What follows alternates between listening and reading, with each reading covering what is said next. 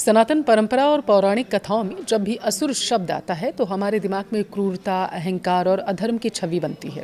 लेकिन क्या आप जानते हैं कि भारत में एक ऐसी पावन भूमि भी है जहां किसी देवता की नहीं बल्कि एक असुर राजा के स्वागत में पूरा राज्य सजाया जाता है। जी हाँ, मैं बात कर रही हूँ गॉड्स ऑन कंट्री यानी केरलम के सबसे बड़े महापर्व ओणम की। 10 दिनों तक चलने वाला यह भव्य उत्सव साल 2026 में 16 अगस्त से शुरू होकर 26 अगस्त को मुख्य दिन यानी कि थिरुवोनम के साथ समाप्त हो जाता है, मनाया जाता है। पर सवाल तो ये है कि आखिर वो कौन से असुर राजा थे जिनके शासनकाल को केरलम का स्वर्णिम युग कहा जाता था और भगवान विष्णु को उनके द्वार पर भिक्षुक बनकर आखिर क्यों आना पड़ा था। आइए जानते हैं राजा महाबली और वामन अवतार की यह अद्भुत कथा। नमस्कार, आपके साथ मैं पल्लवी रविंद्र सिंह। देखिए, राजा महाबली असुर राज प्रहलाद के पौत्र और विरोचन के पुत्र थे। असुर कुल में जन्म लेने के बावजूद उनमें अपने दादा प्रहलाद की तरह धर्म, न्याय और दानशीलता कूट कूट कर भरी हुई थी। कहा जाता है कि जब महाबली केरलम की धरती पर राज करते थे तो उनके राज्य में ना कोई गरीब था, ना बीमारी थी और ना ही कोई भुखमरी से ग्रसित था। समाज में ऊंच नीच या जाति का कोई भेदभाव नहीं था, नामो निशान नहीं था।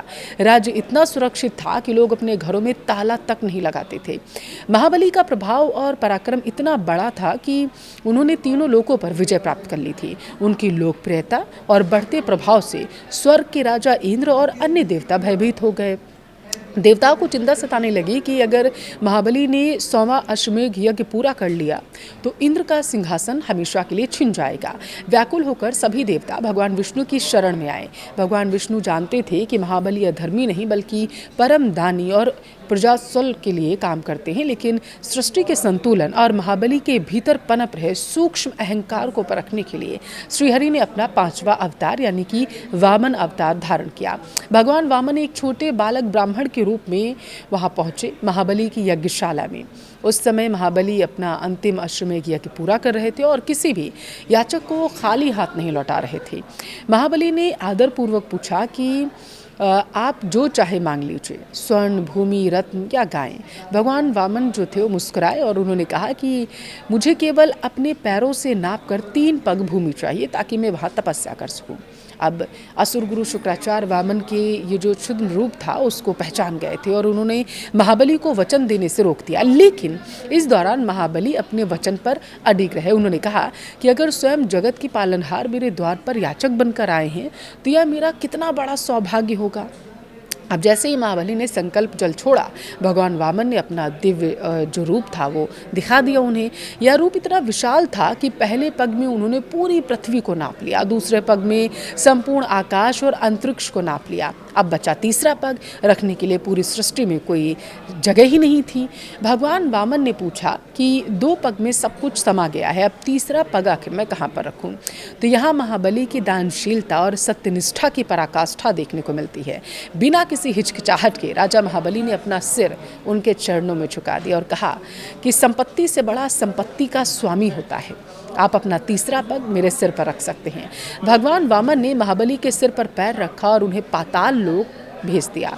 महाबली के अभूतपूर्व समर्पण और भक्ति को देखकर भगवान विष्णु बहुत ज़्यादा प्रसन्न हुए। उन्होंने जो सूतल लोक को स्वर्ग से ज़्यादा समृद्ध बना दिया और स्वयं वहाँ के द्वारपालक बन गए। पाताल लोक जाने से पहले महाबली ने भगवान से केवल एक वरदान मांगा। उन्होंने कहा कि प्रभु, मुझे अपनी प्रजा से अगाध प्रेम है, मुझे साल में बस एक बार अपनी प्रजा से मिलने और उनका हालचाल जानने की आप परमिशन दे दीजिए, अनुमति दे दीजिए। भगवान विष्णु ने तथास्तु कह दिया, यानी उन्हें आशीर्वाद दे दिया।